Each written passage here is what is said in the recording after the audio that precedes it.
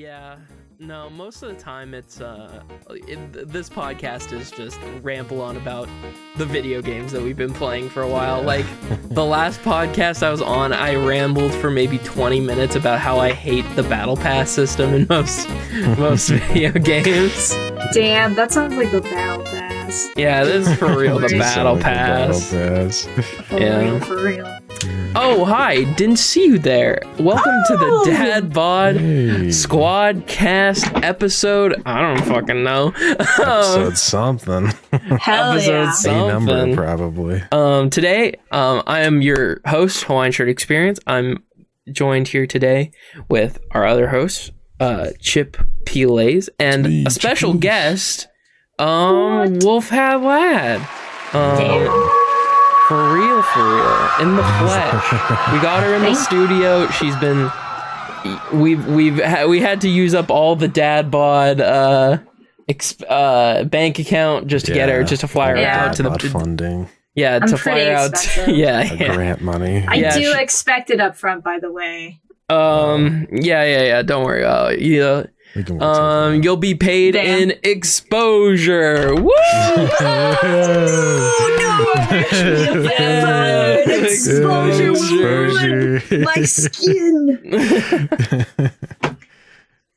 She like melts away like fucking Indiana Jones. No more guests. No more guests. Oh, no more guests. It is now me and Chip Plays. We're recording a podcast. By the way, I did just want to say, I did want to commend you. I love how you channeled Steve from Blue's Clues in that opening. That was chef's kiss. Very good. Thank you.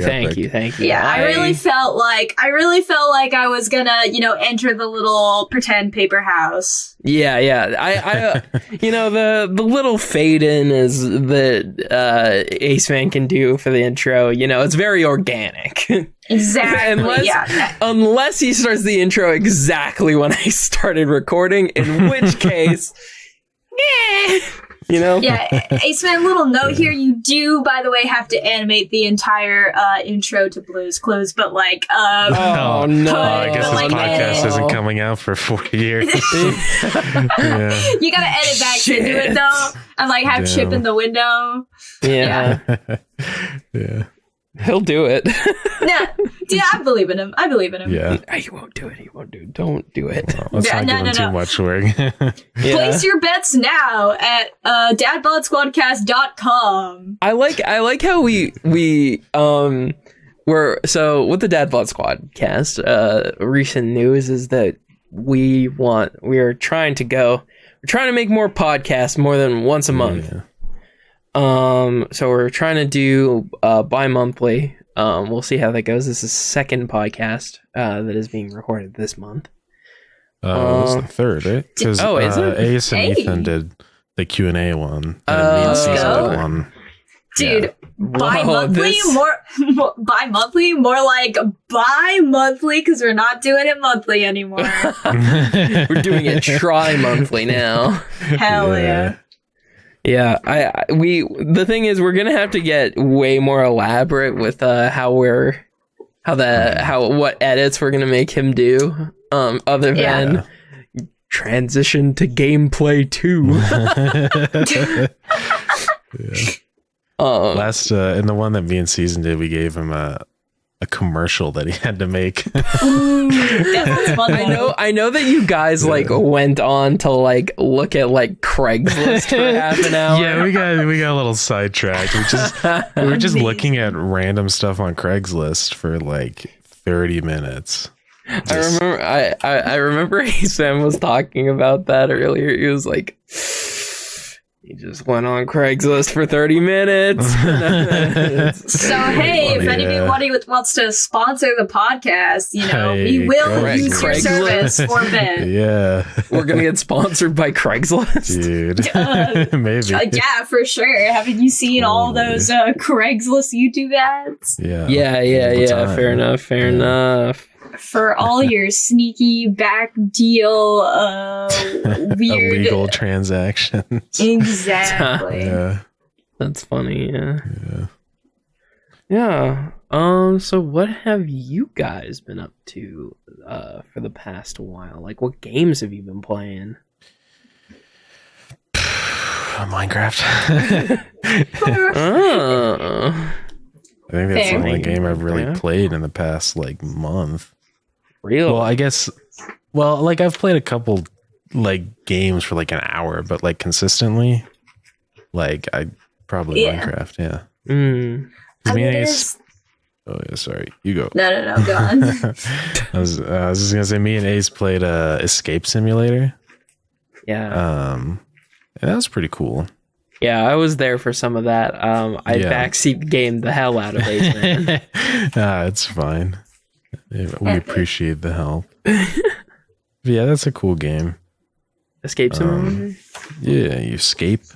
Yeah. It's just, Damn. it's just like a Bro, Was escape it room, accurate? basically. Was it accurate? Have you ever Dude. escaped Yeah. before? And We- It's pretty accurate to escaping. damn, Yeah. that's So- crazy. Would you say it was a loyal adaptation? No, I would of say it's- escaping. Yeah. Yeah. See, I the would thing, say the so. biggest problem with escaping the back rooms is I only know escaping. I don't know anything about the back rooms, so like, Yeah. there's not much I can do about that, you know. That's true. Yeah. They could be bamboozling you, you know? Maybe It could not be accurate. Yeah. Yeah. Yeah. Right. I guess I guess we'll know when I go to the back rooms. I guess there's only Yeah. one thing left to do. Yeah, go finally. Yeah. Dude, The Hawaiian Dad- Shirt Experience X Backrooms collab Dude. that everyone's been waiting for.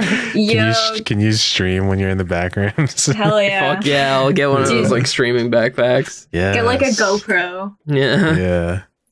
Yo, dad bod field trip. DadBod field trip to the back rooms. The back rooms. Let's go. I get horribly murdered, and there's the Ugh. like funny sponsor ad playing. It's like the Yeah. it's like the Undertale like shop music, and it's like, have you heard of our sponsor Raycon? As I'm like,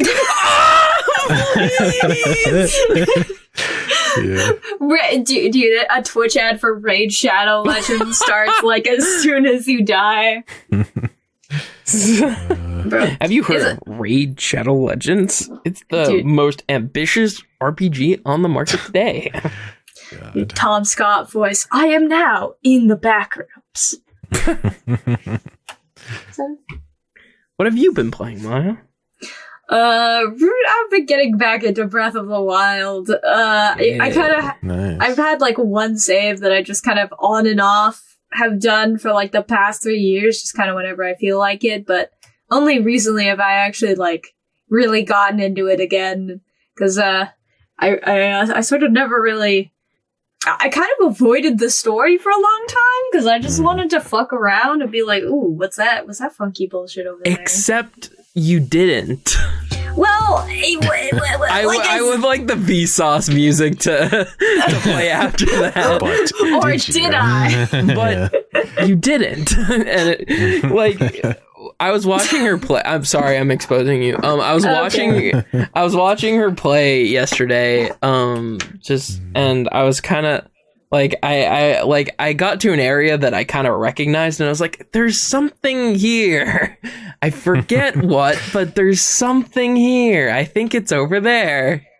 And she was like, oh man, I wanted the mystery of just going through all of the things and figuring out fine. where they are. And I was like, yeah, sorry about that. And then she went over there, and it was a memory. It was like in Breath of the Wild, you go around, you can collect memories, and that's kind of like the main story. Yeah, for anyone who hasn't like played or heard of Breath of the Wild in 2023, fucking catch up. what I you don't know. doing, man? Come on, Dude, why are you listening to this podcast? Go play it right now. No. Finish this podcast, Well, then no, go fair play. Damn, I'm not a good brand Yeah, no. That's what me and Chip. This is what me and Chip are here for. Yeah. So, she went to the the memory, and right next to the memory, which was had not been done. which had not been activated, was a finished Korok trial. So she had been there. She had been in the exact spot where the memory took place actively chose not to activate it. Yeah, so, like, I was confused. It was, like, this weird... I'm in this, like, weird conversation with my past self. Because remember, like, it's just been kind of, like, on and off, like, little bits here and there over the past 3 years. Just kind of, like, fucking around whenever I felt like it. So, like, I have no memory. I have barely any memory of what I've already done. So I do have some interesting scenarios where, like... You know, like, I'll go to an area and talk to an NPC that I think I've never seen before in my life, and I'll talk to them, and they'll be like, wow, thanks for helping us. And I'll be like, great, what did I do? It's that Thanos meme of from, like, Endgame, where it's just like, I don't even know who you are. Bruh. No. You will. Yeah. No. Yeah, I've been watching some of that playthrough, and I'm happy. You know, she does this thing where she likes to go talk to NPCs for like an hour whenever she gets to a new town. Everyone's voice deserves to be heard, Max. Like, it's just not how I play like open world games. I don't talk to literally every single person who has a dialogue box. I talk to the I do the story, and then if I'm feeling a little zesty that day, I might go do some side stuff. Damn. Sad. Which the open world game that I've been playing recently is fucking Red Dead Redemption 2. Yeah. And fuck that game. Fuck that game is well. It's really good. It's a really good story. I treated it like a 50-hour movie, and I was very pleased. I was very pleased with how that turned out. It's a very good story. It has some of the best character writing I've literally ever seen in a fucking video game about some cowboys hanging out, doing crimes and shit. But, like, the open world is, like... I don't know to describe it. It's like... So, there's... Basically, in the open world, there's kind of, like, the main kind of story area, right? It has a bunch of, like, random encounters and, like, story stuff and, like, side missions and stuff. But there's just straight up, like, 1/2 of the map that doesn't have that. Oh, really? Yeah. It's kind of, it's like, I don't know if it's like the thing is, like, there's like kind of the main story, and then there's like an epilogue, right? Yeah. And in the epilogue you can kind of like just go around and do whatever. So in the epilogue, you can just straight up go to where the first game takes place, which is not the same area, which is like not the same area as where you played, in where the main kind of game area is in Red Dead 2, which is fucking wild. Like, it's kind of like crazy to see like all this stuff that like I played in. Well, I didn't play it, but I watched a Let's Play of it back in the early days, and it's just like, wow, I've been here, sort of. Yeah. And it's like, it's just crazy to like go through like this entire game where everything is so kind of like densely packed into this one like half of the map, where like there are so many random encounters and like just like random details and like all these like gangs and factions and like people like the fucking army and shit. It's crazy to just go and then none of that is around. There are a couple epilogue missions that take place in the area, but after that, it's just surprisingly calm. It's just such a weird feeling. to have like an encounter around every corner, to like just sitting with your thoughts and just riding around. And that's something that I kind of liked from Red Dead 2, was that there was like a lot of just kind of like sitting and kind of like riding and thinking and reflecting on like the story. I really like that. And I think that's kind of what the Rockstar kind of intended, was that there were kind of like long stretches where you kind of just get to sit and think after the very high octane fucking action of just the normal story. Yeah, I think that's really great. Like, I prefer, like, I feel like fast travel as a mechanic has kind of made some open world game designers feel kind of less inclined to I don't know, it's just like it feels so much better when you just are actually traveling the actual land, and it's interesting on the way, you know, rather than just like podcast moment making zero sense. No, I get what you mean. Because I feel like sometimes like fast travel, like it kind of breaks the immersion like real bad, you know? Yeah. Because you're just like, you're teleported across the entire map all of a sudden. Yeah. I don't know. Yeah. Because like it's kind of like, I don't know how to feel about it, because on one hand, fast travel is really convenient and nice, obviously, but also it's like kind of like feels like too easy. Yeah. Yeah. I mean, that's what I'm saying. Like, obviously, yeah, it's convenient. But like, and you know, I guess it's just like, if you have a game where I think it's more to the point, like, I appreciate a game where I don't feel the need for it. Cause like, if in your game, people are so bored by traversing long stretches of land, maybe you should either A, make the long space less long, or B, just make it more interesting.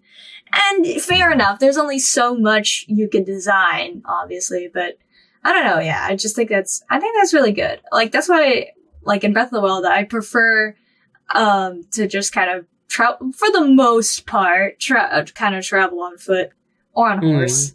And cause besides, Breath of the Wild is so jam-packed with shit to see that there's not really a lot of boredom, but anyways, I'm really glad that you like enjoyed the kind of the space to like reflect on the story. Yeah. Like it was pretty good.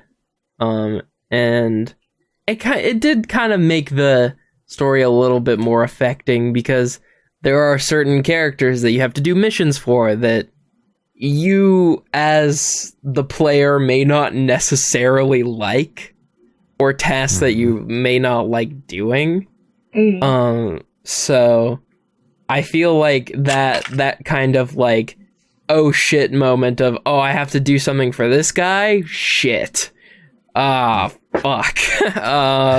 Yeah. It makes me, it's a pretty good feeling. And like, something interesting that I kind of caught wind of when I was like kind of in the honeymoon phase with the game of like just kind of absorbing all the content. Like, after I finished it, I just watched like a bunch of Red Dead videos and like interviews with like the cast and just kind of like developer shit, because I thought it was really interesting how they kind of went about the game. And it's very not like normal open world games that I've played, mainly Breath of the Wild. Like, one of the things that like came up was like, oh, it's like, you know, a gritty realism, you know, frontier living type game where you have to like manage your hunger and you have to sleep and shit. It's not like that at all. It's like any open world game where you can go several days without sleeping. that kind of like rest and recuperation is definitely a rest and recuperation type system that you only really need to do it when you have to. And kind of like the health of your character only matters at certain intervals, because you can just fucking drink some snake oil and literally be fine. Even though that's not what snake oil does. I love snake juice. I love snake juice. Snooze? Yeah, I don't know. A lot of people would kind of see that as like a kind of shitty, but I don't know. I kind of like it because it doesn't make me feel, I don't know.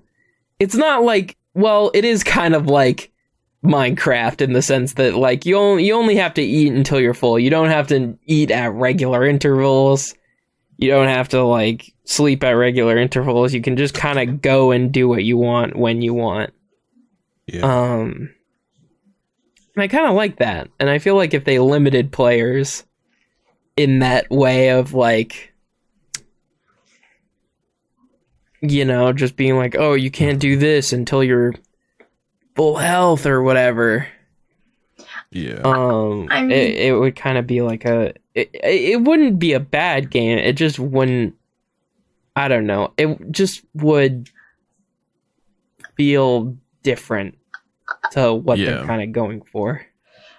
I mean, I hope I can quell your worries that I think most people aren't coming to video games looking for realism. I think most people, I mean, other than like the simulator crowd, I don't think most people are not like, gee, I can't wait to turn on my computer and manage how much weight I'm carrying and make sure that I cook a healthy meal every day so that I don't get skinny. Yeah. Yeah, I like that was kind of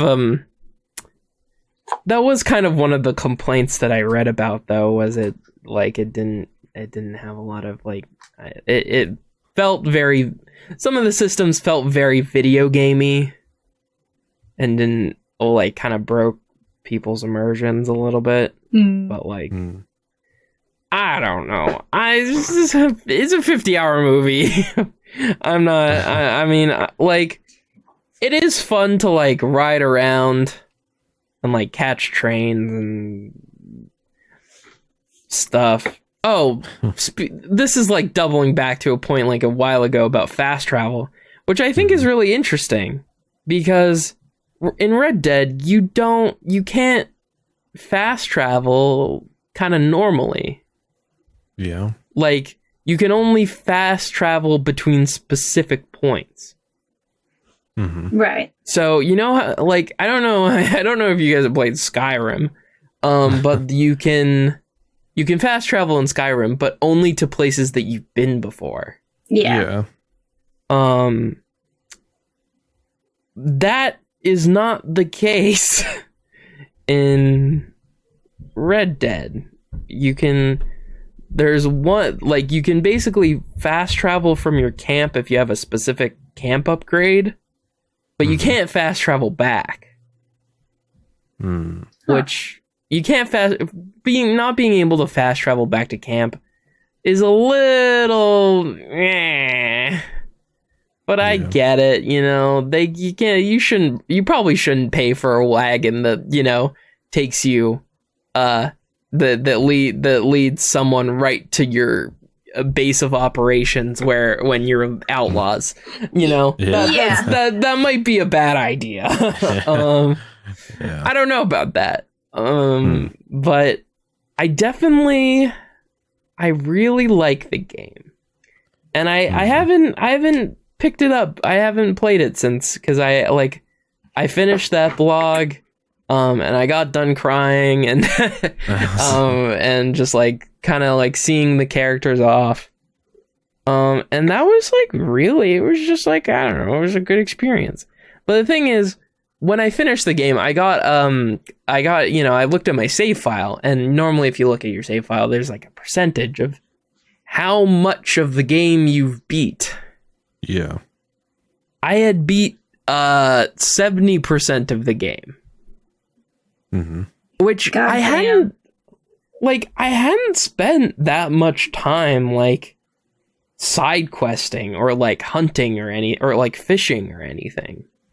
Like I hadn't done a majority of those things, but I had experienced a lot of the game. So, like, if you beat an open world game or like a game in general, and you get that percentage and it's really low, how do you feel? Like, do you feel like it's a challenge, like I missed all this cool stuff, there's so much more to explore? Or if you got like 100%, do you feel a little dissatisfied because, you know, you've experienced everything even though you felt there was more? Yeah, I feel like there's like a good in-between number, you know, because like I feel like if it's a really low score, I'm like, oh, I'm gonna have to play this game a fuck ton to see everything. Yeah. Which, I mean, it can be kind of a good thing if you really truly like the game, but sometimes it's like after you finish a whole ass game, you're like, I'm taking a break now, you know? Yeah.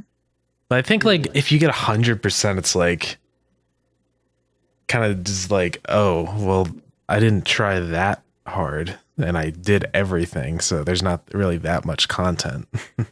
You know? I mean, I remember, yeah, like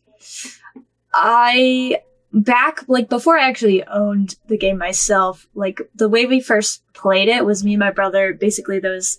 Breath of the Wild, by the way. Yeah, Breath of the Wild. Not Red Dead.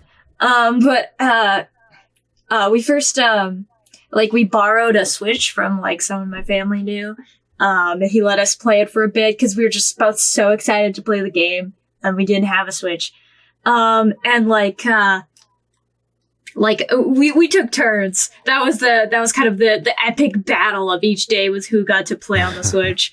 But anyways, my brother did quite a lot of stuff. Like, sometimes I was content to just watch him. So, but he went through like all the story stuff and whatnot, and he did quite a bit of exploring. And like, I remember, like, when it was time to give it back, we looked at the percentage to see, like, how much we had done, and we thought, oh yeah, it's gonna be, like, a lot, I bet, because it felt like he'd done so much. I mean, I think he let us borrow it for, like, a month, I think. I forget exactly, but it was basically, like, we were allowed to have it until, Mario Odyssey came out, and then he wanted it back. Anyways, and it was something like, it was like 16% or something.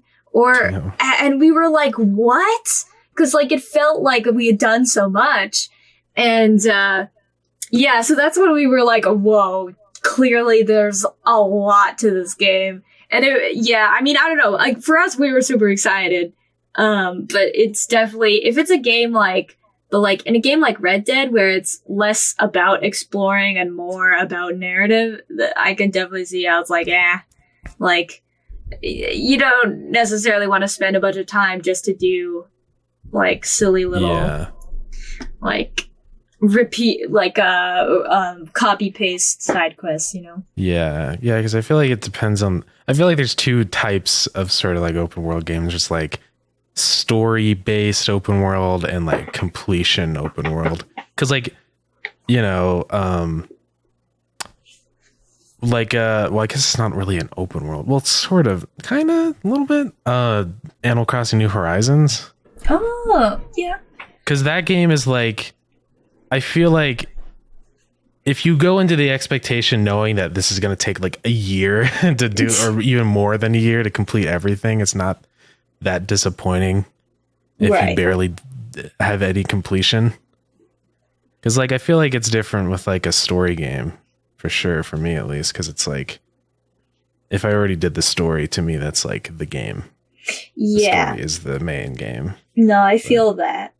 I mean, that's why I keep saying that Breath of the Wild has just kind of ruined open world games for me, because it's just kind of, like, most games that are called open world are really just like, they're narrative-based games where you can also do other things, but it's not like you're not really meant to just like look around. Like I remember when I've tried to start playing The Witcher, and I didn't know much about it, but The Witcher 3, by the way. And I didn't know much about it, but I thought it was an open world game. And so in just the first area, they put me in this town in this big map. And I was like, great. I talked to all the people in the town, and then I went looking around in all the forests and I took all the roads, and it was like, there's literally nothing here except like a copy paste bandit quest. And like, there was one, like, there's a thing where you have to go get a griffin or something. But like, I found it before I had activated the quest. So here alone, like, I found this griffin nest thinking like, oh god, thank god, I found something cool. Like, so yay, I'm finally being rewarded for exploring. It's like, oh, no, not really. You're actually going to be told exactly where it is if you just talk to this one person in the town. Yeah. And I was like, oh, okay. So it's better to just go into some games just kind of knowing beforehand, like, okay, it's more fun if you just focus on the main stuff. Like, the thing is, The Witcher 3 does have a lot of opportunity for, like, kind of, like, desyncing some stuff and, like, doing things out of order. But, like, a lot of it is kind of just, like, if you do... You have to do things in a specific order, and... You know, you have to go do this and go fight this guy, and oh, you have to look for someone. Bah! Oh no, the person isn't where you thought they were. Guess you have to go to a completely different continent. Yeah, I mean, like, I like The Witcher 3. I think it's a pretty good game. I like the characters for the most part. But I did not find The Witcher 3's story as affecting as Red Dead 2. Mainly because there's a certain kind of character moment that rides on a lot of, I guess, like, mostly prior knowledge of, like, these characters and the story. And I don't know, it just kind of made me a little bit, I like, obviously I was, like, sad because, I don't know, this thing had happened to these characters that I like. But at the same time, I didn't feel that the game had kind of earned that moment. But in Red Dead 2, the game earns, like, all of its narrative beats.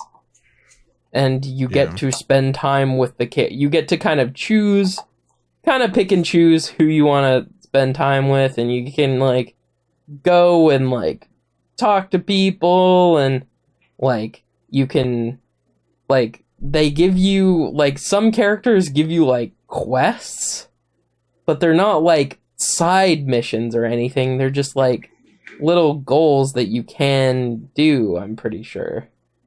I didn't do them. I didn't do any of them, because I wanted my back-to-back fucking cowboy showdown. But I'm pretty sure you can go and do most of those things. Which is pretty cool. No, they made quests of things you couldn't do. But I am gonna have to address the Nakey Jakey in the room. Red Dead 2 does have that similar game flaw of, like, you kind of have to do things in a specific order, and it's the order that the game wants you to. Yeah. Otherwise, you know, game over type deal. Right. Yeah. It's always frustrating. But here's my kind of main criticism of that Nakey Jakey video, which is really good. Really good. No hard feelings, big man. But I did not feel that the game made a bunch of arbitrary fail states, which was one of his complaints. Like one of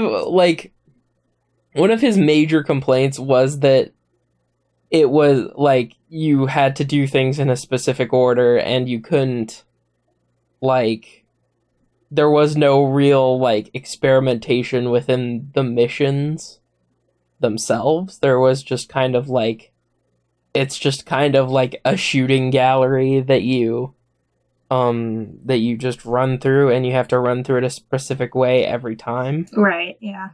Mm-hmm. And it kind of like loses its luster the second time through because it feels so samey. Mm. Yeah. I kind of agree with that, sort of. But there was never really a point where I really had that moment of like, oh, I can't do this my way, because I kind of just played by the game's rules. And there were a few things there were a few moments where I was just like, oh, I'm gonna climb up on this roof and I'm gonna like walk around and I'm gonna chuck some throwing knives and then I'm just gonna fucking start blowing up shit.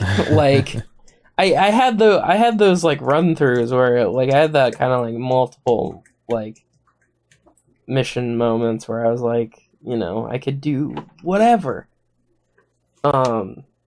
Which was pretty fun. I mean, I don't know, I liked it. I'm like I am somewhat a sheeple, as I am okay with the game telling me to do things in a specific order. Yeah. Some people are not, and if you're that type of person, go play Metal Gear Solid 5. Damn. They don't they tell you to do something, and you just get her done. You get it done. You will get more points if you do it this way, but we don't care. If you want to progress the story, do it however the fuck you want. And I don't know. I think I like, that's why like one of my favorite open world games is Metal Gear Solid 5 and also Cyberpunk. Like, what? Cyberpunk 2077 fucking does have that mission layout for the side missions and only the side missions. Yeah. I mean, which fair. I really like. Like, one of my favorite fucking moments from Cyberpunk 2077 was just me coming up with stupid bullshit and just theory crafting crazy things that I could do. Like, one of the guns had the ability to bounce your, like, ricochet bullets off walls. And there was a particularly hard enemy that I had to fight. So I just abused the AI by bouncing bullets off a wall that I knew would hit. So I just did that for like half the fight, and that was one of the most fun things. Also, there's just a mission where you have to get some data from a second level build, like a computer on the second level of building. I just fucking opened a window, like there was an open window on the fucking second story. I just double jumped in there, took the data, and hopped out the window I came in. Like, that's just, that, you can't, like, there was option for you to, like, shoot, like, go in, shoot up the place, or you could go in the front door and sneak around, but, like, I chose that. I chose that, that moment. I made that for myself. Yeah. Like, nothing is so good when a game gets to make you feel clever, like you figured something out. And I will agree, Red Dead 2 didn't have many moments where I felt super clever. Like, Right. I felt like a super fucking crazy cowboy man that only has his fucking wits and a fucking big knife. Like, that's it. But I don't know. I don't feel like that's a flaw, though. I feel like they were going for something specific. They were going for a narrative-based game. with insane attention to detail, and that's it. They weren't like the open world is just kind of a background. Yeah. Like, one of the things that I learned while playing is there's a camp system, but the camp system isn't necessarily for camping. Like, What? it's kind of like I treated the camp system as a random encounter generator type thing. Because you can go to certain areas and have random encounters in them. With some of the location-based gangs. Right. Yeah. And, like, when I was kind of looking for those moments of, like, kind of just new moments of, like, encounters with different gangs and stuff like that, I went and camped in the open world. And I got those encounters, and I enjoyed them. Most of the encounters are evil person comes up to you and threatens you maybe a little bit. Or a guy who was bit by a snake? Sometimes? Mate? He sounds A like he snake. might have been bitten by a snake. He definitely got the big hunky chunky cowboy to lean down and suck on something. Damn. Well, hey now. Yeah, no. We'd be riding that horse? That stallion? Yeah. I don't know. It was just fun. Yeah. Yeah. I mean, by the way, speaking of, sorry, this is going back, but you mentioned the honeymoon phase. I just want to know, I know that it must have been a good game because you were, like, off the grid for, like, a solid, like, 2 weeks. Like, no, dude, man, we didn't know, like, was he, like, because I knew he was a bit sick, so I was like, damn, did he die? Did it get worse? Nah, Red Dead. Yeah. Like, it was kind of just wake up, Red Dead Redemption 2, go to sleep for, like, a week and a half. Damn. Like, I don't know. I was just like, I just wanted to see what happened next. Yeah. Like, Yeah. I don't, like, that doesn't happen to me very much where I'm like, I really want to just see what happens next. That hasn't happened to me in a game in a long time. Where I'm just like, oh man, where's this gonna go? I want to know. Oh, yeah. The only barrier to me in this is my physical body. Man, I love that feeling. I think the last thing that really gave me that feeling was, I mean, also Better Call Saul, but I'm gonna say Breaking Bad because I know, at least someone in this chat has, watched that. Which I came extremely late to the You party came? to. Oh, hey now, we're done. We're done with the cowboy innuendos for now. Yeah. But like, oh god, I'm honestly a bit embarrassed to say that I did not start watching that show until rather recently, and it's because of all the. I guess I just like. I only vaguely knew about the plot, like, okay, it's a guy who becomes, like, a guy who makes drugs, and it's a big crime drama, big whoop-de-doo. I'm not huge into crime drama, so I just assumed it wasn't something I'd be into, until, you know, everybody was doing more memes, and I was like, well, you know, I do kind of want to be in on this, like, literally worldwide inside joke that most people seem to be in on. And I started watching it, and like literally like second episode, I was like, oh wait, no, this is actually really good though. What? Like I wasn't expecting. I mean, obviously, I assumed it was good by the fact that a lot of people have seen it, but I didn't realize it was that good. Yeah. Yeah, it's really different.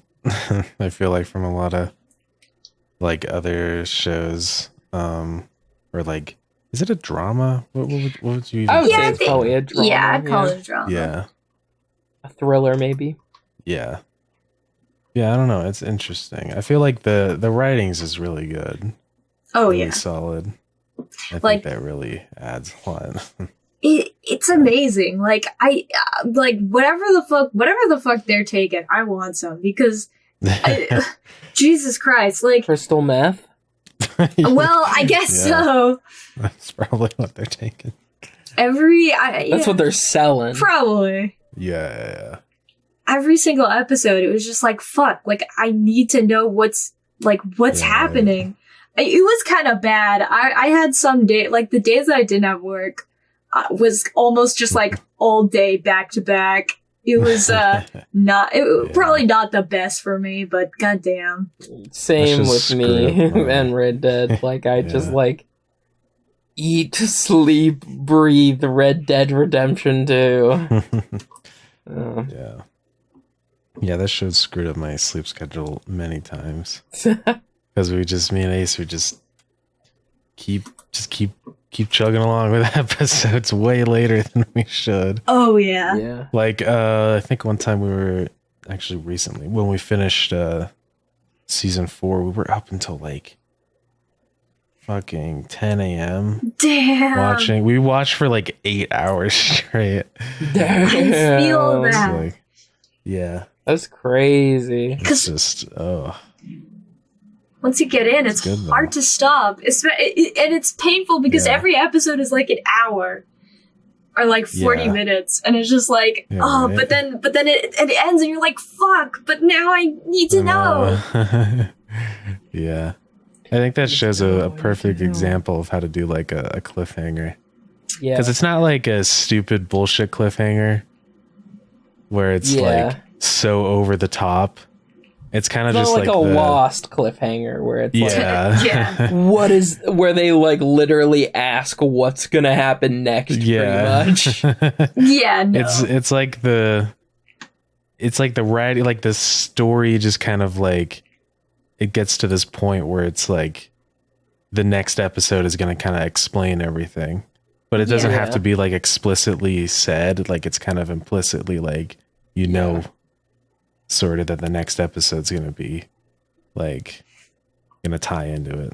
I don't know. Yeah. It's good. I mean, I found myself, honestly, I was less like, it's like, it's just the characters and their dynamics were so fascinating, and I found myself actually more intrigued of like each episode. Like I wanted to know, like, oh shit, how are they going to react to this? What are they going to say? I think that was sort of my one critique. Well, I don't know if it's a critique. I don't think it makes it a bad show or anything, but personally that kind of annoyed me was that it tends to leave some things just sort of like some things are just kind of left off screen or just kind of don't happen. That, well, like this show, it like the editing and how the scenes go. It prioritizes like cutting the scenes off at like a mic drop moment rather than like having the conversation have a natural conclusion, And like, I get that as from like a, cinematography, aspect, but it's just like, damn, like, no, you just said something buck wild. There's no way the conversation just ended there. But like, and I'm always hoping like, oh fuck, like, is it gonna tell us later like how they reacted? And sometimes they just don't. They just like, the show just kind of acts like the conversation ended there. And I'm like, god damn, I'm pretty sure if someone said that to me that I would have some shit to say. But I feel like that's sort of the reason why it's like so addicting to watch, because it always ends it off like with things unsaid, and so you're like, well, I need to see the conclusion of this or whatever, this conversation. Sort of. Yeah, true. But I don't know. Like, pretty epic though. It is. I actually had a conversation about Breaking Bad with a friend a while ago. Who was a bit of a veteran. He actually watched it when it was coming out. And it was kind of the interesting, like, he said he was a bit bummed about how, like, a lot of people know about it because of the memes now, because, like, or not know about it because of memes, but like he just has a weird love-hate relationship with the memes because he was watching it with a friend apparently, and like, you know, the scene, like, you know, the like Walter falling over gif. Yeah. And yeah, like, so like the scene where that happened,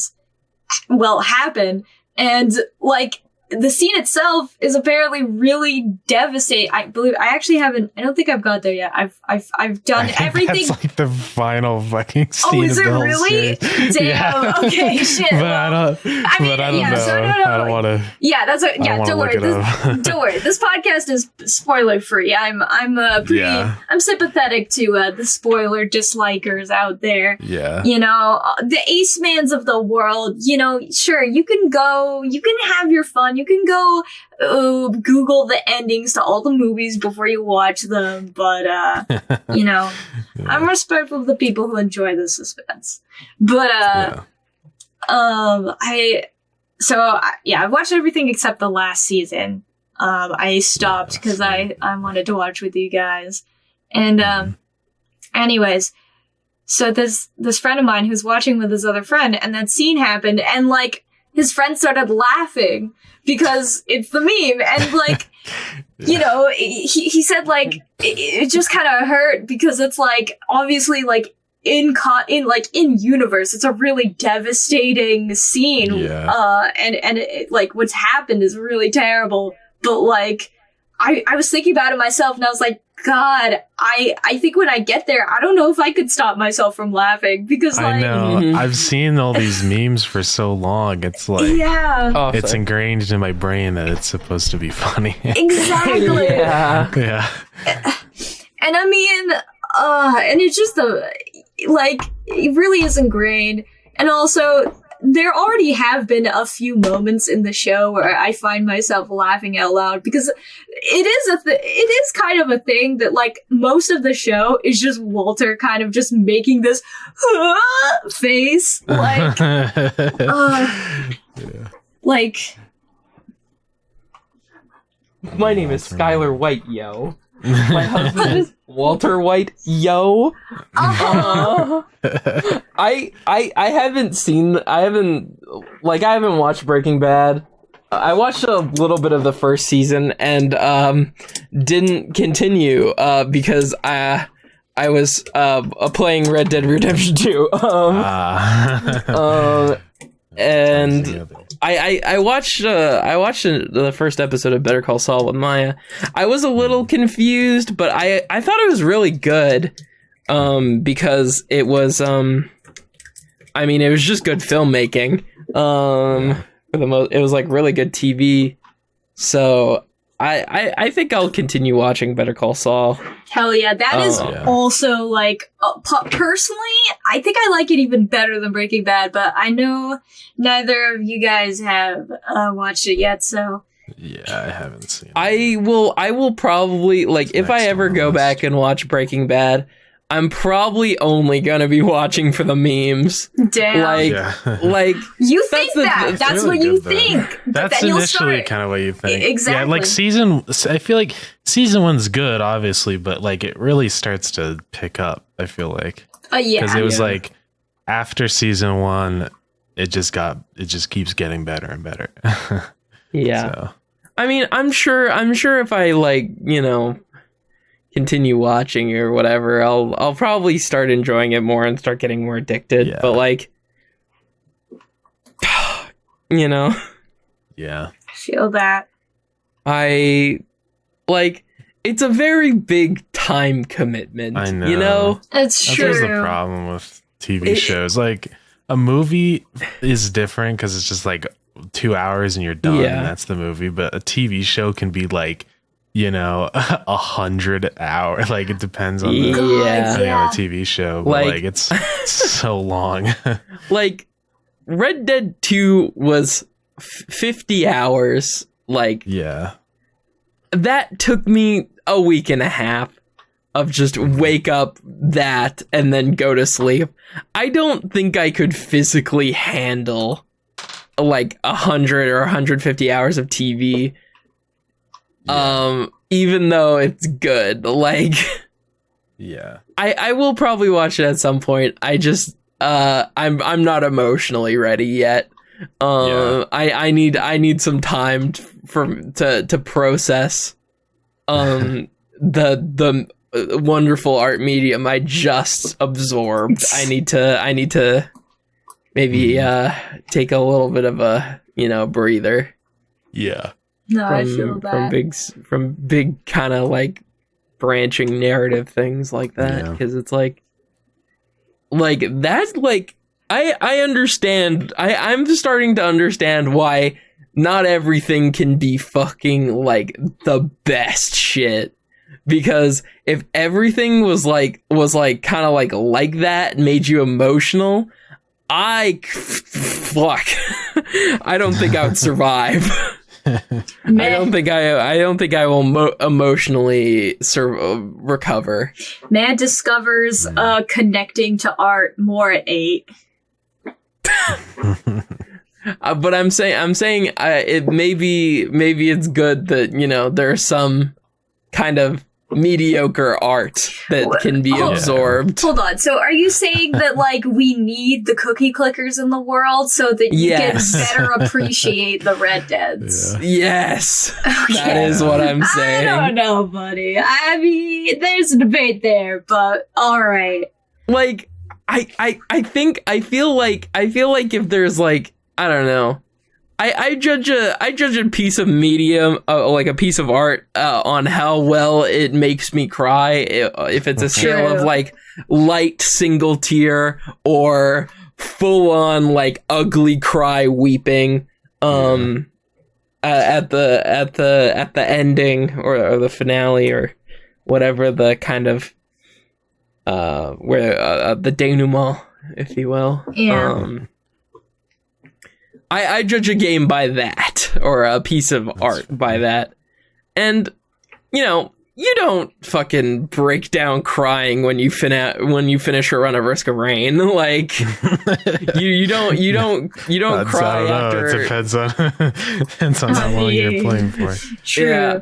Like you probably won't cry after after you finish like a match of Valorant or something, unless unless what kind of crying? Is it tears of joy or pain? That's not necessarily true. Yeah, no, I guess I haven't cried in Valorant, but like that could be some Valorant can be very heated though. True. Which I do understand. Very spicy. Yeah. God. Yeah. I don't know. We do need some subpar art, because like a while ago, I think this was like maybe a year ago on the podcast, I was kind of talking about how I was kind of like, I felt like a little bit, I don't know, like dissatisfied with games today. Really? Because I hadn't really experienced something like that really like blew my socks off, like was so amazing that this beautiful piece of work that is just irrefutably good, and I felt like I was lacking that.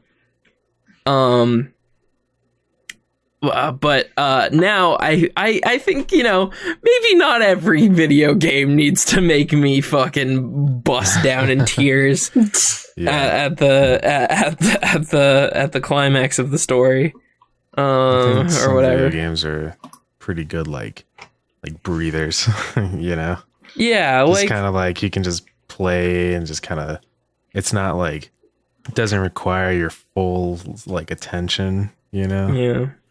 You can just kind of enjoy it in the background.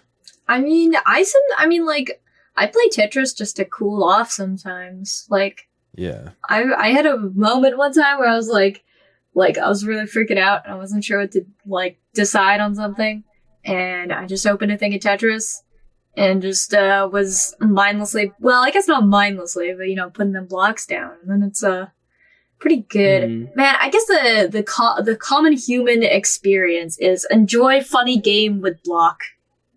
Yeah. Yeah. Yeah, I guess that's a good question. Like, I guess, comment down below what this is for you, but like comfort games. Like, what games do you go to when you just fucking need to chill out? Yeah. I mean, everything always circles back to Minecraft. It It's always just leads back to Minecraft. It really All does. roads lead to Minecraft. Exactly. It really Okay. is like the everyone Except game. for Minecraft. We'll all agree. We'll just, we all enjoy Minecraft, but let's dig deeper. What's a game that just you go to when you just need a pick me up?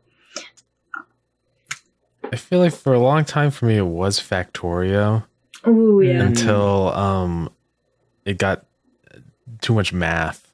Yeah, fair. God, because I can't really think of anything else other than Minecraft.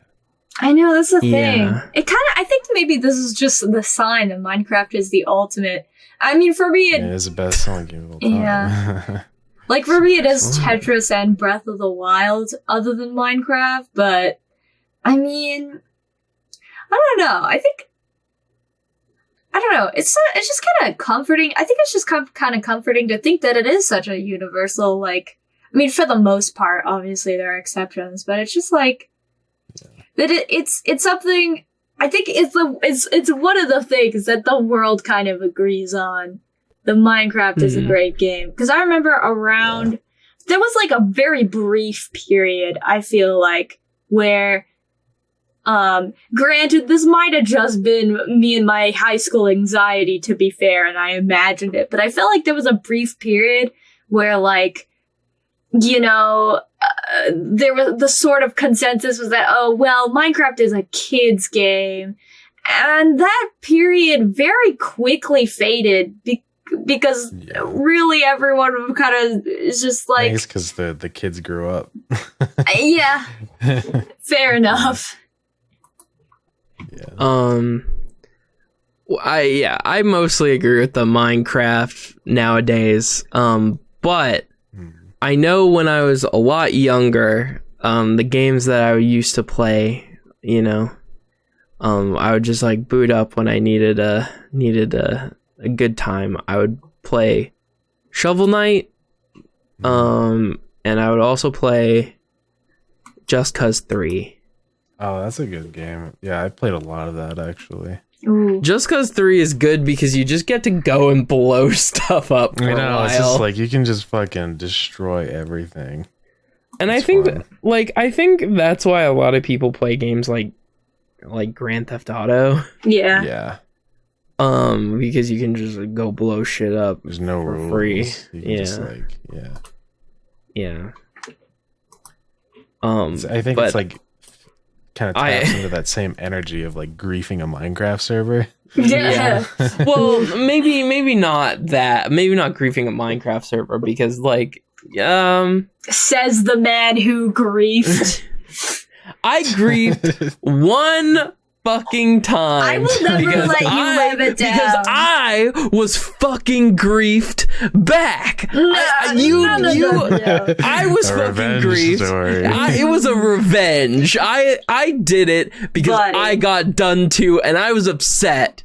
I fucking spent hours. I spent hours leveling. I spent hours grinding. I beat the Ender Dragon like 3 times. Dude, rage unlocked. I feel like I like accidentally hit the attack button next to an NPC and now the whole village is like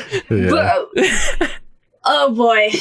I mean, listen, buddy, 40 levels compared 60 to levels. 60 levels. Dude. compared to a whole tower that someone built, like Okay, compare the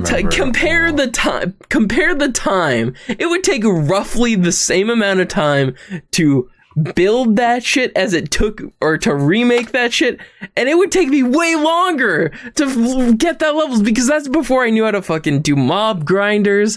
That's before any of that shit. Look up a YouTube tutorial. You didn't know about mob grinders back then either. What do you mean I didn't know about? Of course I knew about them. I just didn't care, so I didn't build them.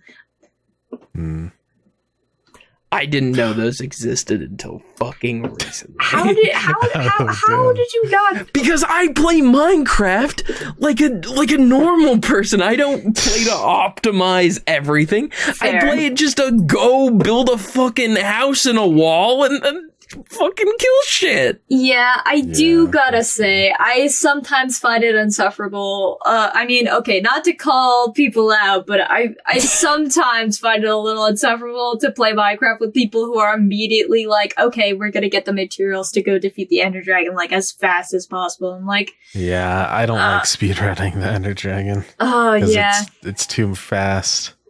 And it's also, like, not really the best... I mean, again, maybe this is just because my cottagecore little bitch ass likes to build, but it's not really that fun, you know? Sure, you get to see the funky little health number go down, and then it explode, and you get egg. Wahoo! Yeah, I think it feels more rewarding, like, waiting, I feel like, because when you do it right off the bat, then it's like, to me, it kind of almost circles back to like the story mission type stuff, you know? Like if you immediately burn through the story of or like reach the end of the game, it just feels like, I'm already done. Why do I even play anymore? No, exactly. I don't know. Yeah, it's also like, the thing is, if you want a boss fight, like, you know, there are other games. Yeah, Minecraft is not. It's not known for its bosses. It's not a combat game, really. No. Like combat Minecraft is kind of boring. Yeah.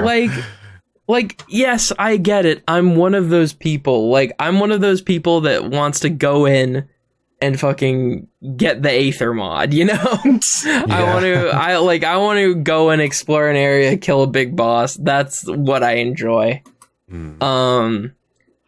But there are other games, but I know for a fact, because it's me, there is some just bizarre, irresistible urge, this just fucking masculine urge to have this little block game be a fucking deadly gauntlet of blood, sacrifice, and tears that I just want, because I know it has that potential.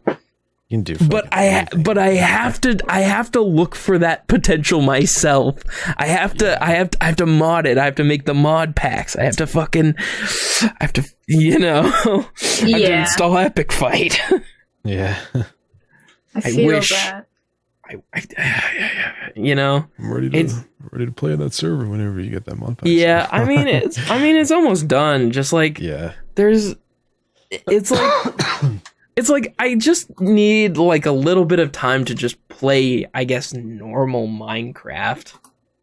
Yeah. Because like I've spent so much time with like fucking just like modded shit and whatnot that I feel like I don't really understand Minecraft, like just base Minecraft anymore. Really? I mean, before like 2 days ago or whatever, the last kind of big Minecraft experience I had was Aircraft. Yeah, right. Which was a disaster. Which was a little bit of a disaster. A little bit. How did that like kind of end, by the way? I mean, it ended recently. With a whimper. Yes. Yeah. As most failed Minecraft SMPs do. Well. Yeah. Hey, I mean, it was nice for what it was. I mean, yeah, I had a lot of fun. Just like my main issue was with Aircraft. The main reason I didn't enjoy it is because literally everyone went off to their own little niches immediately. like everyone pretty much had their predetermined like little group that they were gonna go to like immediately. I feel like with the Origins mod, we were immediately segregated from the very beginning of the server. Yeah. Like, we were all like, we couldn't even play with each other because like some people literally couldn't go out during the day, and they couldn't breathe oxygen. It's like, I don't know. So like, if I like when I do another server, I do like the Origins mod. Like, I do think it's interesting, and it gives like a little bit of like that extra, I guess, flavor to your character, to have like an extra ability that you can use. But I do dislike shit like the Merling.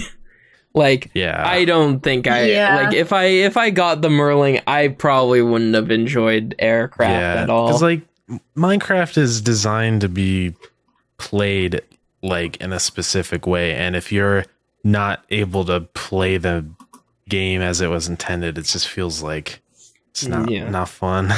Yeah, one big thing that I really that was really bad was I really disliked the Origin I got off the bat, the Inchling. I mean, it was good. I mean, I like the Inchling as a fucking Origin is fucking dope. Like, it was dope to ride on people. It was fucking cool to like run around as a little guy. But I couldn't do a lot of the parts of Minecraft that I enjoyed, which is the fucking exploring. Cause like, since you're a small guy, you fucking take 1,000,000 years to climb up blocks, and like mountains, don't even get me started. Dude, don't even get me started on combat with that fucking class. Like, you have half health. I couldn't do anything. Like, I couldn't fight any mob because I was immediately just at a significant disadvantage. It's kind of a bro moment. Like, you would get two-shot by like, like a even skeleton. with like full fucking netherite and shit. And the thing that really frustrated me too was that the whole end of the server was focused around boss fights. So I couldn't even like do anything because I'm an Inchling and I'm just gonna die instantly. So like, you can just like sit back and like shoot with a bow, but that's not as fun. That's not as fun as like fucking just kicking the shit out of the Ender Dragon. Like, I did really like the second Origin that I got, which was the Phantom. I really enjoyed that playstyle because it was extremely different.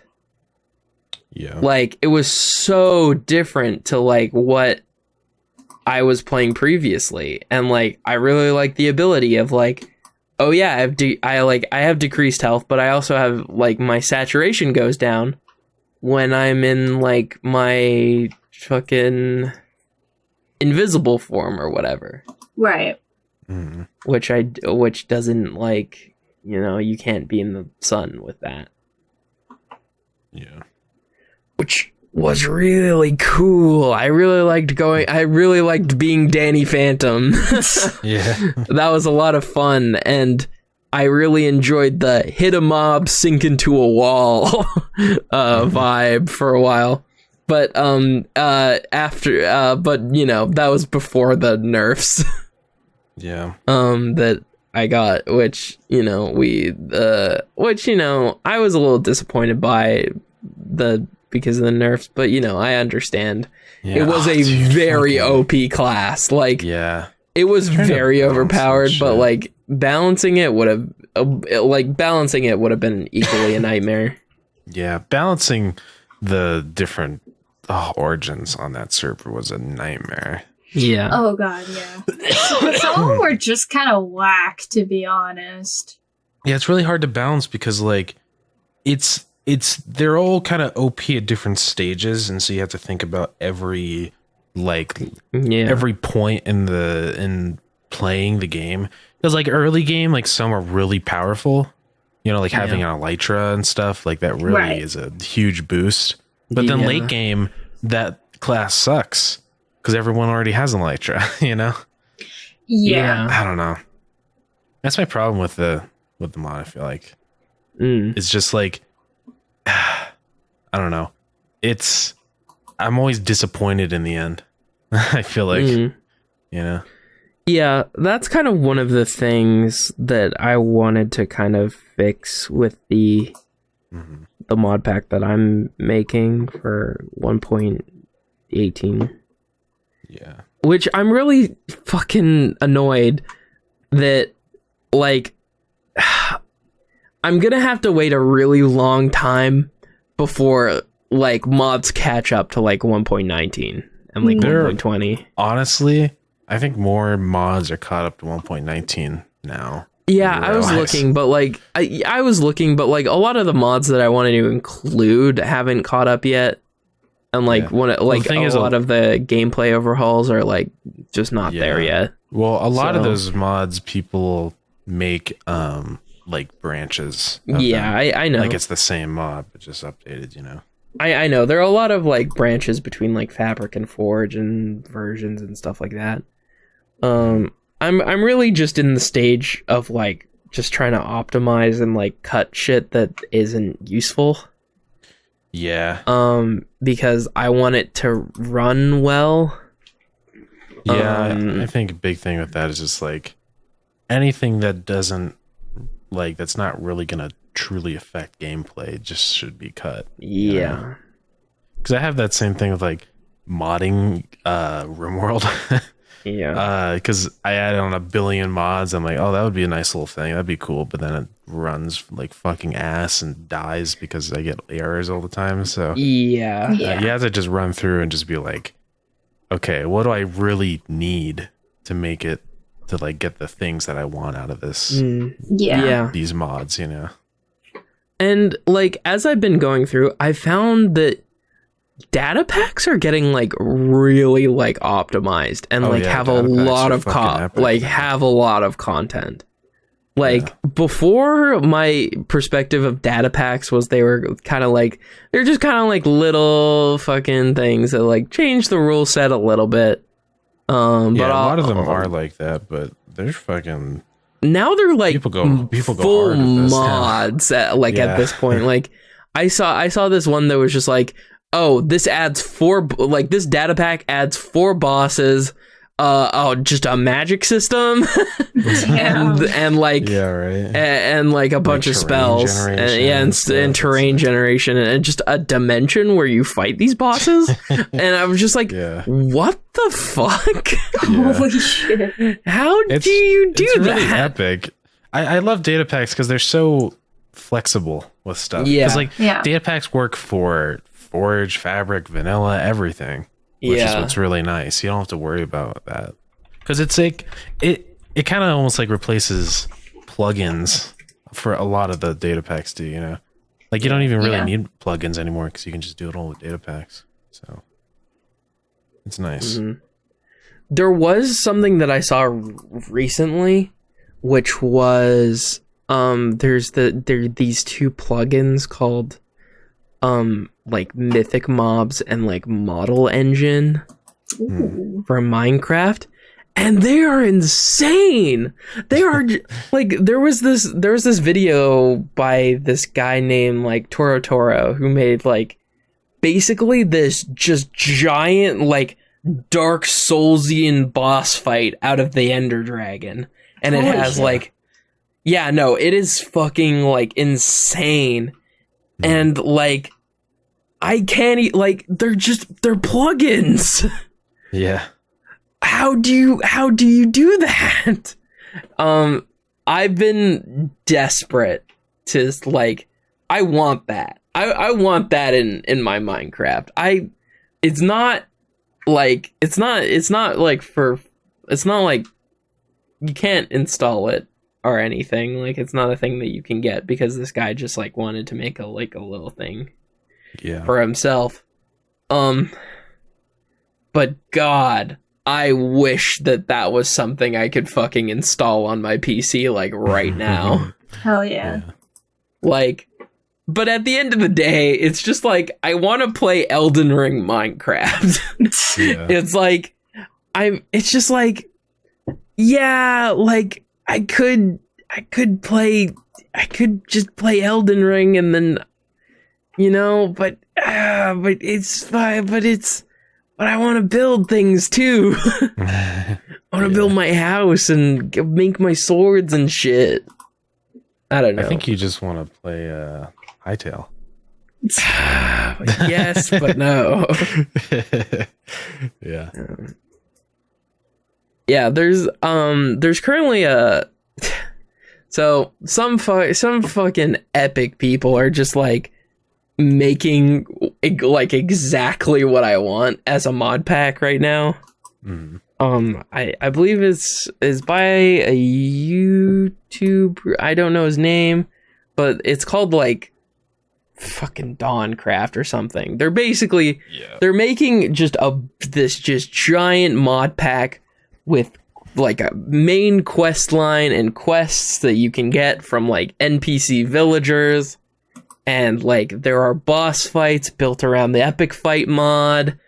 And it really is just Elden Ring Minecraft. Like, they're currently working on a bunch of, like, puzzle dungeons that you can go to, and, like, and the puzzle dungeons are built around the Create mod, and it's just like, whoa. When can I have that? when can I play that? It sounds like exactly what I want. Yeah. It sounds like exactly what I want, but I don't have it yet. And like like a year ago, they were just like, yeah, we're gonna release the mod pack. A year later, they're still working on it. Yeah. Sounds like me and my fucking YouTube channel. True. Yeah. I mean, I gotta say, and I don't want to. I mean, I don't know. I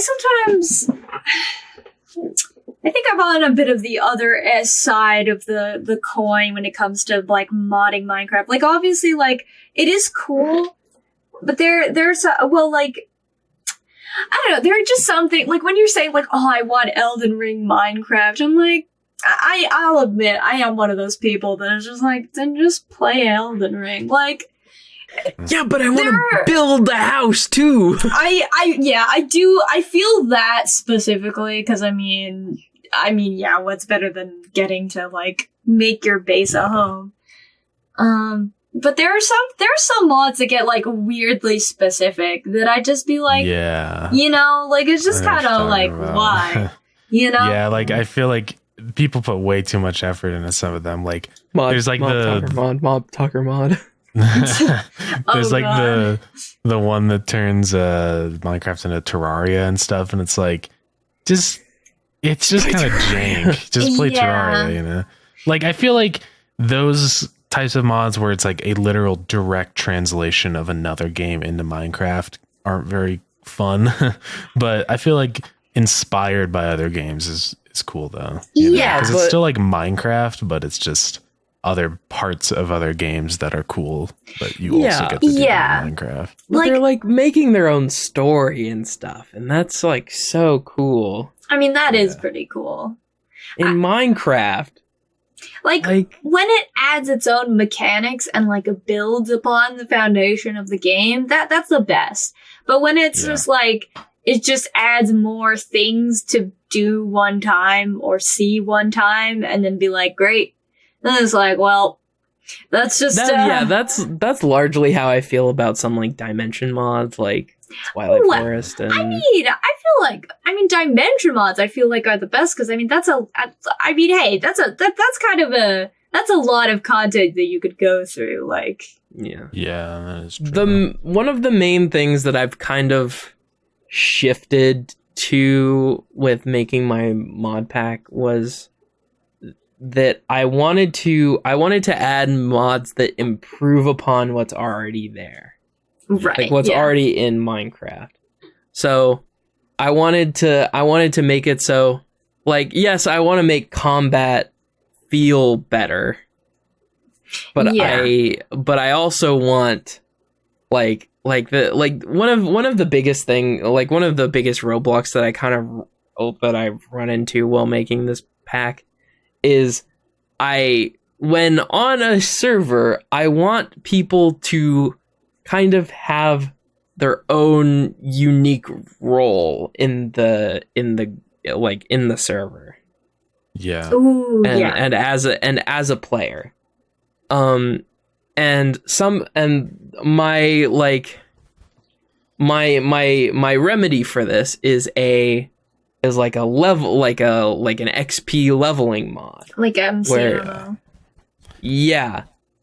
Something where you can put levels into skills and level up and go through like progression.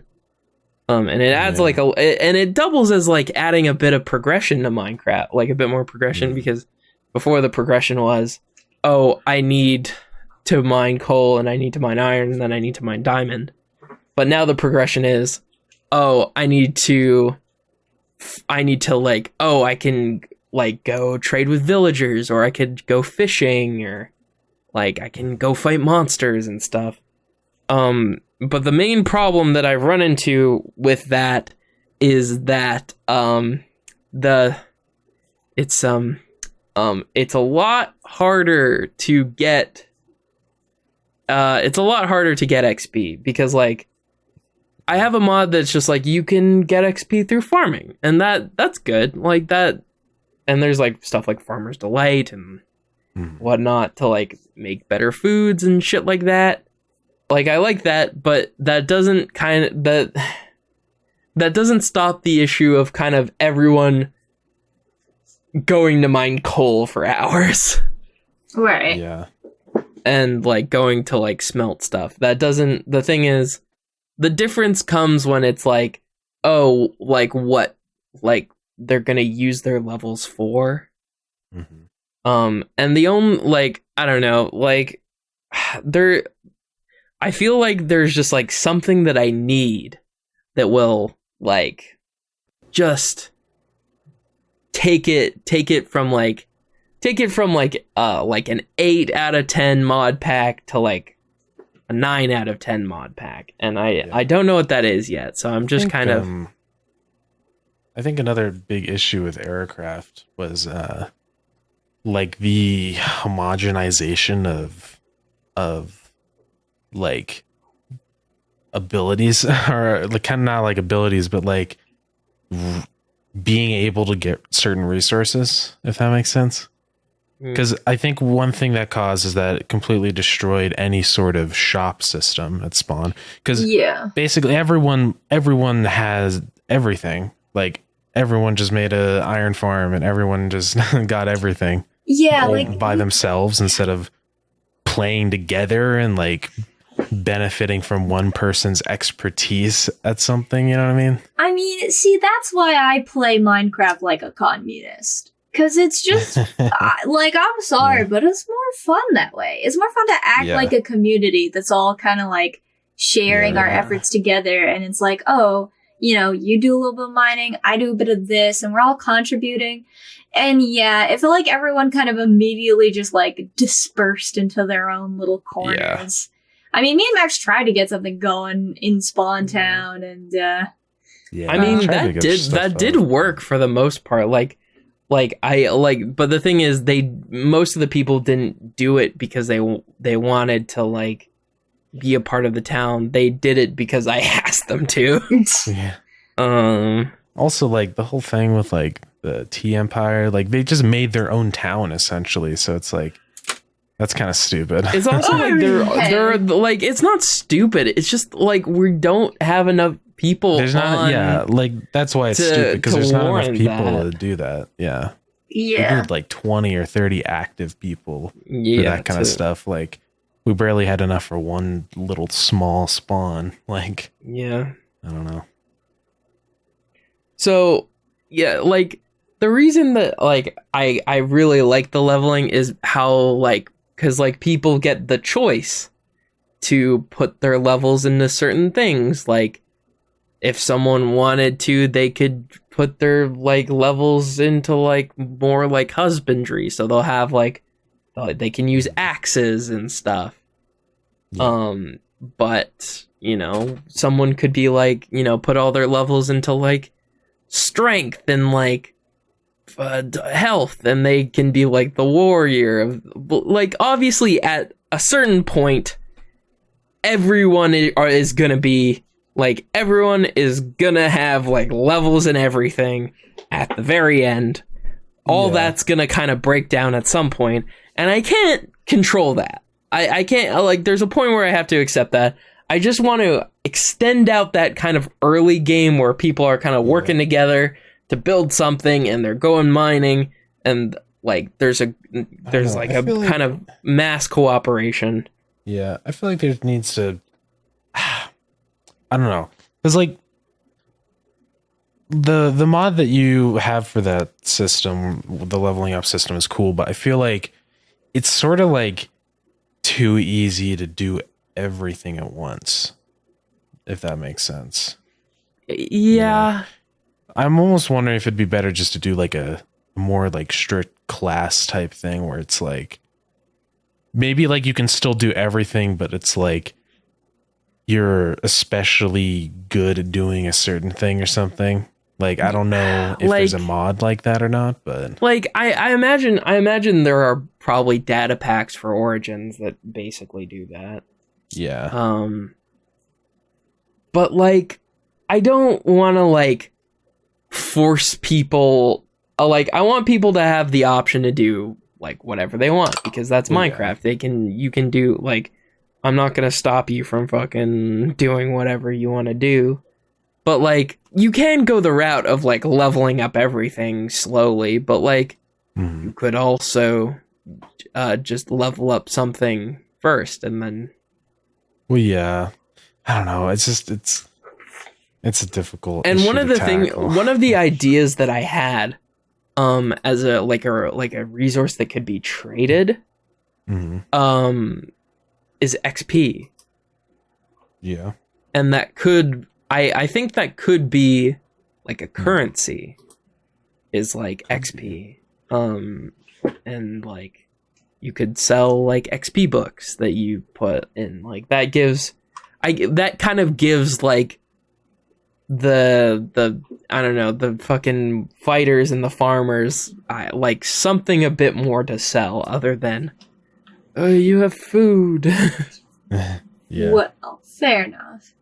I don't know, but there's so many issues. This is the problem with setting up a server, is that there's like a billion factors. Because like if you use XP as a currency, then like, people can make a cactus farm and smelt 1,000 cactus and then level up everything instantly. I mean, people could do that anyway. I mean, it's all just a matter of trusting that your fellow players are going to act in good faith. I mean, yeah. I mean, one of the things that I'm like, I kind of want to crack down on is farms, like kind of like XP and like kind of like not like mass food farms. Though those can stay. Those are well, those are what they. But like kind of like redundant things like cactus farms and stuff, and like and like. Well, it's not really a thing anymore, but AFK fish farming and stuff like that. Yeah.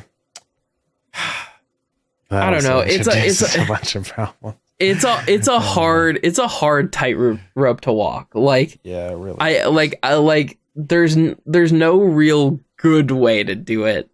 The only true good way to do it is to sit down with your players and set the expectation, which I plan to do.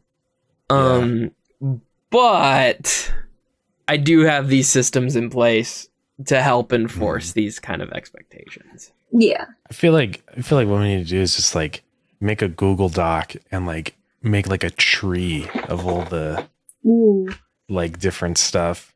Like, okay, here's an issue, and then we have like 2 branching solutions. Yeah. And then we have issues that branch off of those solutions until it gets down to the bottom where we're like, okay, I think we're good, Yeah. I don't know.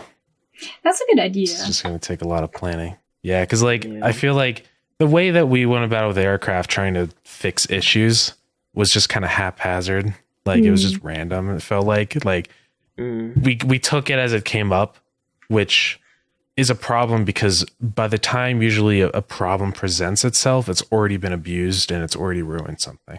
You know what I mean? Yeah. Like with the whole villager trip, it's so. I'm sorry, but I gotta say I am so fucking mad that Dragon, the owner of the server, abused a glitch with the villager trading. What the fuck, man? You're the owner. Fix your garbage. Come on. That's so. I'm sorry.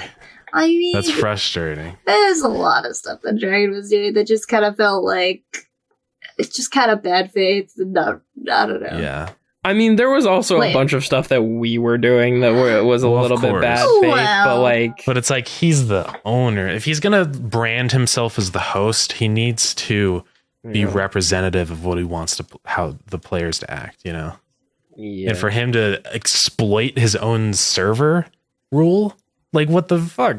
So the rules don't apply to you, but if we found an exploit, then we would get in trouble for it. That's so stupid. Yeah, that's like it's a big politicians not paying for taxes. It's not fair. Big double standard. Yeah, it's bullshit, dude. Yeah, I don't know. I definitely think that's something like, but also I don't really want to go down the route of like play testing things for like a million years because I'm just gonna burn myself out of the game that I want to play. Well, that's why like I think play testing is too much work, but just kind of like just hypothesizing issues, because like I feel like the majority of the issues that will come up are things that are pretty easy to like think of, like, you know, obviously like with the cactus smelting, that type of thing. Like I don't do that. Yeah. Like there just needs to be, and then like even if we end up with a lot of restrictions at the end, we can like take all of them and try to group them into one rule, so it's not like a million rules that people have to follow. Like instead of saying no cactus farms, no you know, mob grinders, it can just be like no XP farms, and then you can just group them all into one rule, you know. Yeah, because I mean, having a bunch of like nitpicky restrictions is just gonna. Like one of the issues that I foresee with that is because like there's gonna be a point where like people are kind of bored, I guess. The thing is, there is always with Minecraft. That just kind of happens naturally, and I feel like that's the point where we gotta start like doing.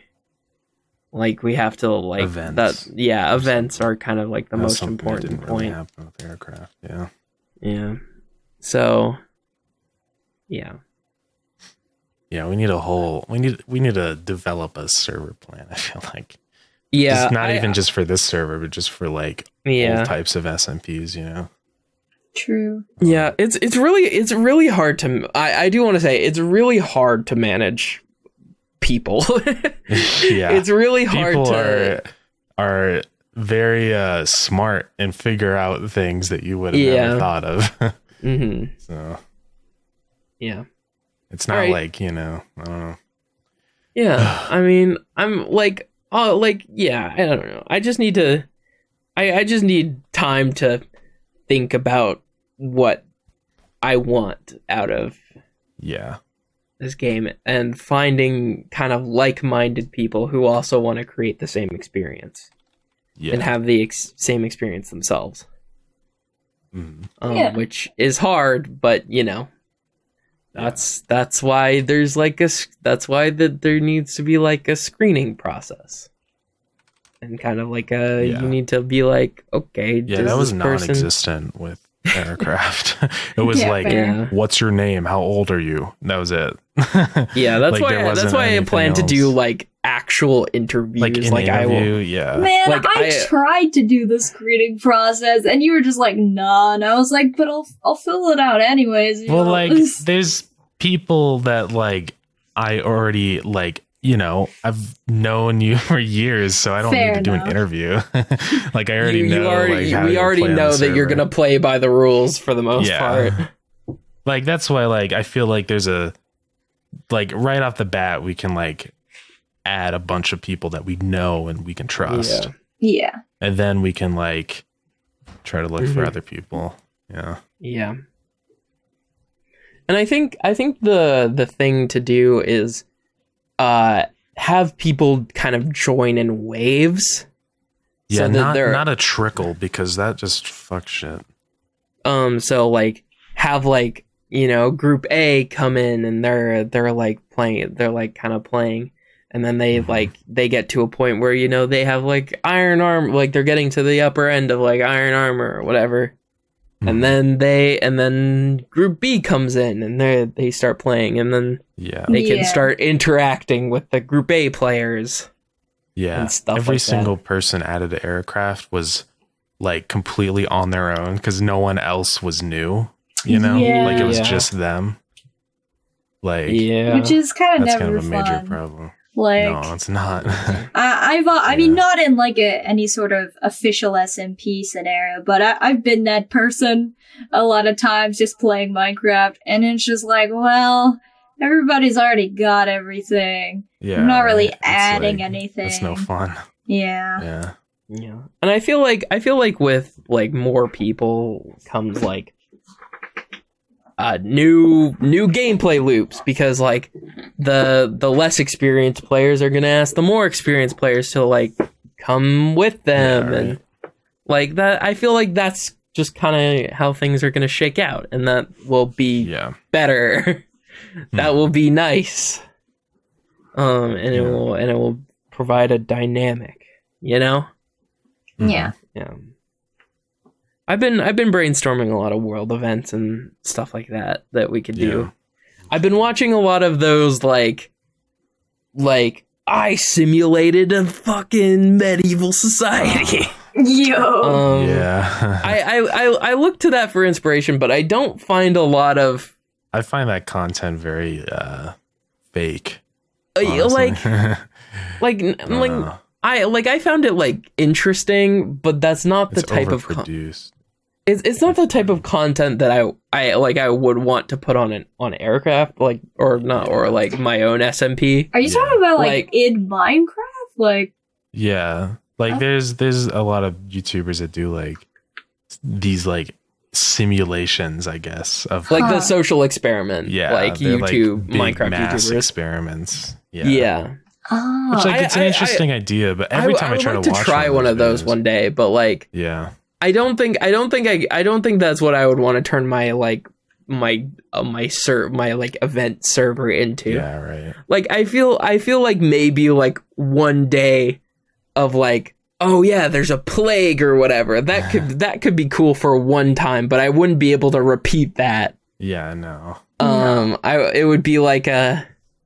But the thing is that only works on like hardcore worlds where like there's big stakes like that of like, you know, you only have like one life.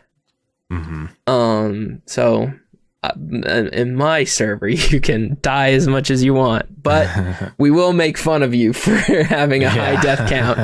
I'm kidding. That's the worst. That's the worst death. The death of the ego. I don't know. We'll see how it pans out. I'm still kind of working on it, and like, you know, obviously I have to like start streaming again. And I have to like kind of build up, because like the thing that I was kind of really missing from my last like fucking like 2-3 years of streaming was like collabs. Like the most fun content that I made was like shit like the fucking crab game stream, where we just like all played crab game, like 20, like I got 20 people together and we all played like crab game. That was like the most fun, because like I knew everyone was kind of like interacting together, and everyone kind of had their own moments. Like I think my favorite part of that stream was when in like the lights out segments, where it turned into a fucking murder movie. Where I was just sitting on one of like the middle bunks, and underneath me I hear someone being like screaming and crying and running, and someone behind them like and they have like the gun or whatever. Yeah, that was fun. Yeah, I'm excited for when Danny releases Crab Game 2. Yeah, we're gonna have to play that. Yeah, because we're gonna have to play that. I hope Crab Game 2 has all the original game modes too. Probably just so they can just play the classic maps, because it's like Fall Guys but more fun. Yeah. Well, Like I like. Well, I mean, I guess there's kind of more variety in like the games. Yeah, it's very short, kind of like mid to good games. But Fall Guys is like very kind of like curated and designed. Yeah. I guess. But there are some bullshit maps on Fall Guys, so not every game is perfect. I mean, I do have fun with Fall Guys, and I would like to run a Fall Guys event. But like getting 60 people is a struggle. Yeah. Like I'm currently working on a collab right now, and it's only 6 people, and like I haven't heard back from half the people I messaged. You gotta live in their walls, man. Most of like I plan I got a bunch of my friends to install it because I want to play it. I want to play the game. But I'm also planning on doing like a collab stream with other streamers. I think what you need to do with that kind of thing is like, it's like what airlines do, where they or I think stadiums and they like create more tickets than actual seats because they factor in the amount of people that are going to cancel. I think you need to aim for like inviting like 90 people and assume that like half of them aren't going to join, Yeah. Which is a lot of people, but you could just invite, I mean, any sort of streamer for that. Yeah, really. but it's also hard. Like, well, it's not hard to find streamers. I just have a lot of anxiety with like putting myself out there and being like, oh, does someone want to stream? You can always send an email. I've been doing that. I've been sending streamers emails. Which has been really awkward. I used to do this a lot for YouTube, and I'm just starting to wonder how I ever did it. Like I used to use things like YT chat or whatever. Like I don't know if that's still around, and I don't know if there's like anything that could. I don't know if there's like a Twitch chat or something. I'm sure there's like I Discord communities for small streamers. Yeah, I mean, I don't know. I probably just need to do a better job at looking, but like, just get good. Just fucking skill issue, All right. Is there anything else people want to talk about before we end it off? Been recording for an hour and 50 minutes. I'm sorry, Ace. I'm sorry. Good luck. Sorry, we had a lot to talk about this one. Yeah. If you need to cut stuff, that's okay, because we gotta make it an hour. And don't forget to edit out Blue's Clues. Yeah. I guess is this the part where we sing the goodbye song? I think so. And it's time for so long. Oh my god. Well, back on the old cock. Sorry. No, censor that.